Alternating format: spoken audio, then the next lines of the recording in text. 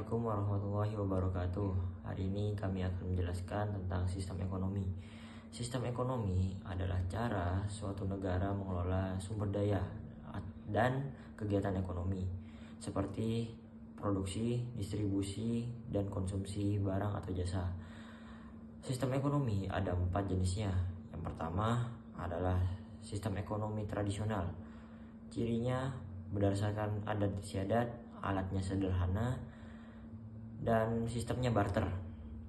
Contohnya suku pedalaman di Indonesia, yaitu suku Baduy. Yang kedua, sistem ekonomi komando. Kegiatan ekonomi diatur oleh pemerintah. Tidak ada campur tangan pribadi. Contohnya Korea Utara dan Kuba. Saya akan menjelaskan tentang sistem liberal dan sistem campuran. Sistem liberal atau juga dikenal dengan kapitalis adalah sistem yang memberikan kebebasan kepada masyarakat untuk melakukan kegiatan ekonomi. Berikut adalah ciri-cirinya. Yang pertama, kebebasan individu. Setiap orang bebas memiliki usaha dan alat produksi tanpa campur tangan pemerintah.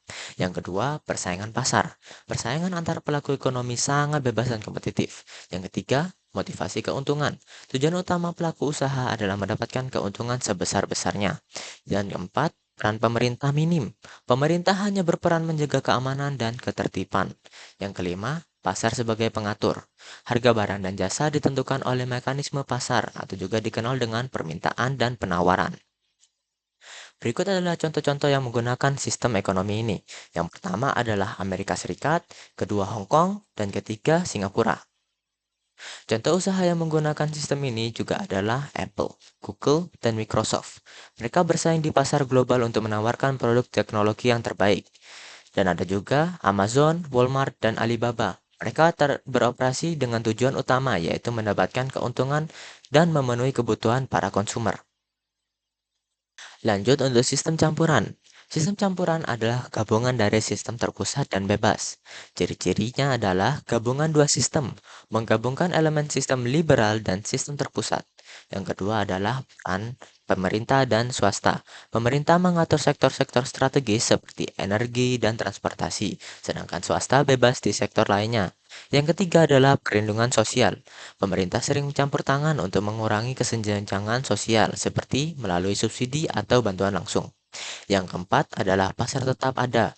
Mekanisme pasar tetap berjalan, tetapi dengan kontrol tertentu oleh pemerintah untuk mencegah monopoli atau praktik curang. Berikut adalah contoh-contohnya. Contoh negara yang menerapi sistem ini adalah Indonesia, India, dan Prancis. Contoh usaha yang menggunakan sistem ini adalah PLN atau Perusahaan Listrik Negara Indonesia. Dikelola pemerintah karena listrik adalah sektor strategis, tetapi ada juga swasta seperti solar kita. Dan ada juga Pertamina mengelola minyak dan gas sebagai sektor strategis. Sementara swasta bisa ikut di bidang SPBU seperti Shell dan BP atau British Petroleum. Pasar tersebut adalah pasar yang menjual barang atau jasa yang dihasilkan dari kegiatan produksi. Di dalam pasar tersebut ada beberapa jenis, yaitu yang pertama monopoli. Di dalam monopoli ada satu produsen yang menguasai pasar. Contoh dari monopoli yang ada di Indonesia adalah perusahaan yang menjadi pemasok utama atau satu-satunya untuk barang atau jasa. Yang kedua ada oligopoli. Oligopoli di dalamnya ada beberapa produsen yang menguasai pasar. Contoh oligopoli yang ada di Indonesia adalah industri telekomunikasi dan industri penerbangan.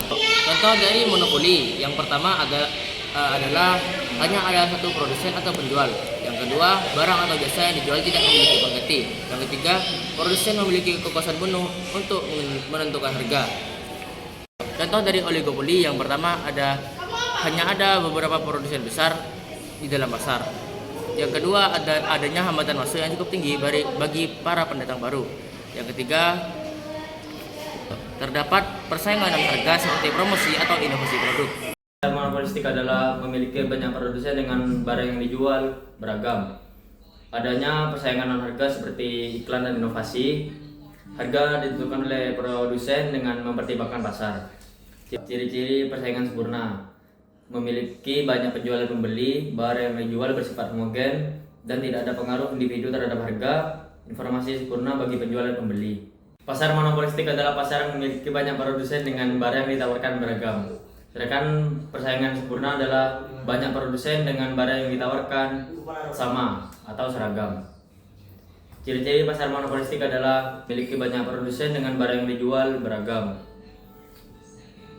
Memiliki persaingan harga seperti iklan dan inovasi. Barang harga ditentukan oleh produsen dengan